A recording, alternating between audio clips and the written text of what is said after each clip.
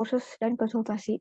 Peluang bisnis online yang prospektif di tahun-tahun depan adalah jasa kursus dan konsultasi online. Bisnis ini sangat cocok dilakoni oleh orang-orang yang memiliki kemampuan dan keahlian mumpuni dalam bidang tertentu. Yang keempat, jasa pembuatan toko online. Banyak pebisnis yang ingin menjual produk mereka, namun mereka tidak bisa atau tidak sempat membuat toko online-nya. Jika memiliki kemampuan, bisa digunakan sebagai peluang untuk membuka jasa pembuatan toko online. Kemudian pembahasan terakhir ada threats atau ancaman. Yang pertama, uneducated customer. Konsumen yang kurang teredukasi dengan baik mengenai jual beli online merupakan ancaman. Hal tersebut kini berubah ketika adanya media internet dan teknologi pendukung yang berubah perilaku konsumen ke arah yang buruk. Terkadang pelanggan yang belum teredukasi sering mempermasalahkan sesuatu yang sebenarnya bukan masalah. Ancaman kedua yaitu hacker atau penipu. Sosial media yang sudah memiliki banyak teman biasanya menjadi incaran para penipu online shop dengan cara mengambil alih online shop tersebut, kemudian mengganti seluruh foto produknya dengan produk dari online shop penipu tersebut, sehingga dapat merugikan penjual online shop sebenarnya. Ancaman ketiga yaitu kompetisi meningkat. Peningkatan kompetisi yang lebih terfokus akan membuat lebih sulit bagi bisnis untuk mendapatkan pelanggan yang mau membeli produk mereka. Yang terjadi adalah perang persepsi, fokus, dan pemasaran. Sekian hasil review dan penjelasan yang bisa saya berikan. Mohon maaf bila ada salah kata. Wassalamualaikum warahmatullahi wabarakatuh. Bismillahirrahmanirrahim. Assalamualaikum warahmatullahi wabarakatuh. Nama saya Muhammad Riyad Akbariskuloh. Nomor NIM saya 15012100094 dari kelompok 6. Di sini saya sudah mereview kelompok 9 mengenai pemanfaatan Microsoft Excel dalam pengelolaan data bisnis. Dan saya akan memberi kesimpulan mengenai analisis SWOT-nya. Pemanfaatan Microsoft Excel dalam pengelolaan data bisnis sangatlah luas. Excel sangat sering digunakan oleh orang-orang yang ingin berbisnis. Di Excel kita bisa mendata dan mengelola semua tentang bisnis. Dari mulai harga dan segala macamnya. Jadi menurut saya, pemanfaatan Microsoft Excel dalam pengelolaan data bisnis ini sangat bermanfaat. Langsung aja kita ke analisis SWOT-nya. Yang pertama, strength atau kekuatan. Microsoft Excel bukanlah suatu hal yang asing di kalangan masyarakat saat ini.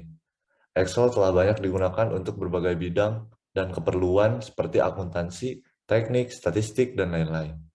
Penggunanya pun begitu meluas baik di masyarakat umum hingga kalangan profesional serta organisasi-organisasi, baik profit maupun non-profit, dan lain-lain.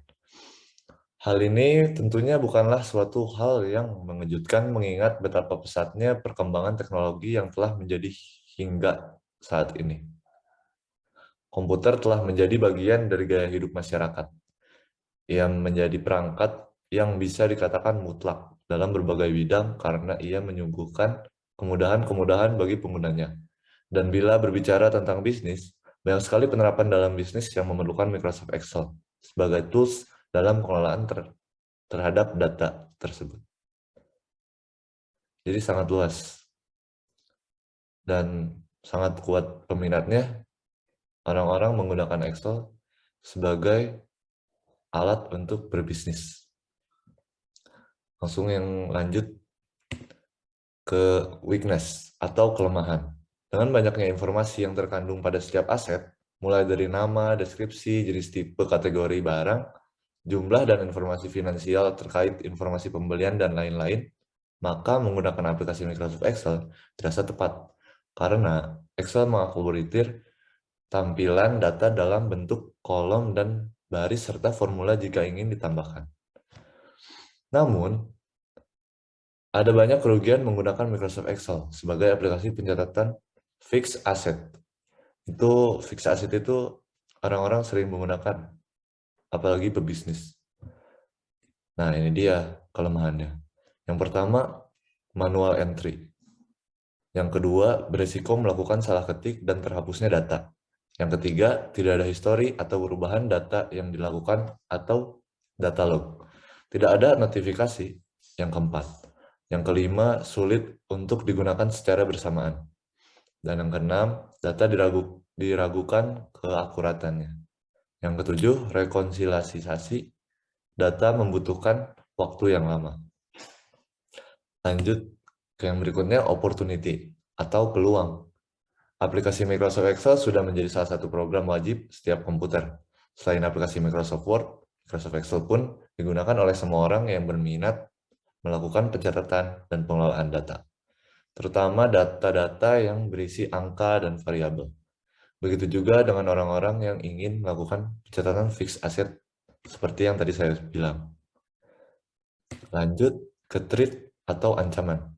Setiap aset yang Anda ingin simpan informasinya, berarti Anda harus mengetikkan secara manual data-datanya ke dalam file Excel Anda. Sayangnya, Anda tidak cukup melakukan entry data dalam satu kali kesempatan. Jika ada perubahan data yang terjadi pada aset, maka Anda harus kembali merubah, mengupdate, dan menambahkan informasi baru yang terkait. Jika Anda bertanggung jawab melakukan pengelolaan aset yang jumlahnya ratusan hingga ribuan, tentunya melakukan manual entry menggunakan Excel akan menyita waktu Anda dan tidak efektif. Dan aktivitas ini akan bertambah berkali lipat lagi jika Anda memiliki aset-aset dengan aktivitas yang tinggi. Jadi semakin banyak aktivitas kalian, jika menggunakan Excel akan semakin berkurang dan semakin menumpuk kegiatan kalian. Misal, aset-aset Anda sering berpindah tempat dan berganti-ganti user. Tentu tidak mau ketinggalan informasi di mana lokasi dan user terakhirnya bukan. Karena informasi tersebut harus selalu tercatat dan terupdate, maka mau tidak mau harus kembali mengupdate file Excel Anda. Begitu. Sekian dari saya. Assalamualaikum warahmatullahi wabarakatuh.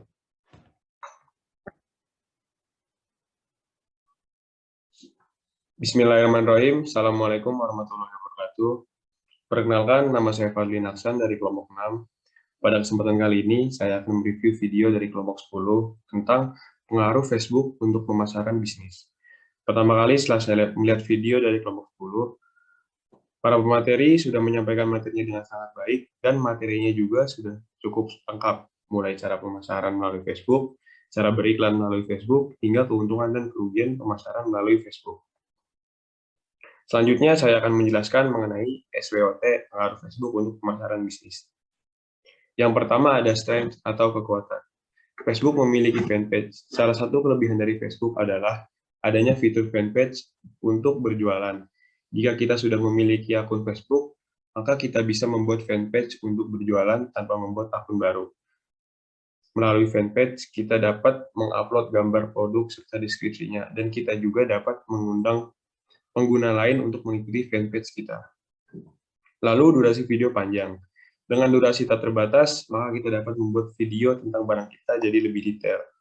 Selanjutnya, iklan akan lebih tertarget. Facebook mampu menargetkan siapa saja dan pelanggan seperti apa yang menjadi target pasar, mulai dari rentang usia, jenis kelamin, lokasi, dan minat. Dengan begitu, produk atau brand kita akan tersampaikan dengan baik kepada orang-orang yang memiliki minat terhadap produk tersebut. Yang kedua ada weakness atau kelemahan. Penjualan hanya mencapai Facebook. Apabila hanya promosi dengan menggunakan Facebook, maka konsumen yang mengakses Facebook saja yang akan mengetahui produk tersebut. Lalu, tidak ada fitur pencarian konten. Kelemahan dari Facebook ini, karena tidak adanya fitur pencarian konten, sehingga untuk menemukan produk yang dikehendaki akan sulit. Karena pada Facebook hanya menyediakan fitur pencarian akun, grup pengguna lain, dan fanpage. Yang ketiga ada opportunities atau kesempatan. Facebook dapat meningkatkan pengaruh pemasaran terhadap produk bisnis kita, karena dengan banyaknya pengguna, maka kesempatannya akan lebih tinggi. Yang terakhir ada threats atau ancaman. Karena banyaknya pengguna dan penjual yang ada di dalam Facebook, maka persaingan akan lebih ketat antara sesama penjual. Lalu dapat terjadi peniruan atau plagiat atas produk yang telah kita pasarkan. Sekian dari saya, kurang lebihnya mohon maaf. Wassalamualaikum warahmatullahi wabarakatuh. Sekian tanggapan dan impresi dari kelompok kami. Jika ada kesalahan kata, mohon dimaafkan. Terima kasih atas perhatiannya. Wassalamualaikum warahmatullahi wabarakatuh.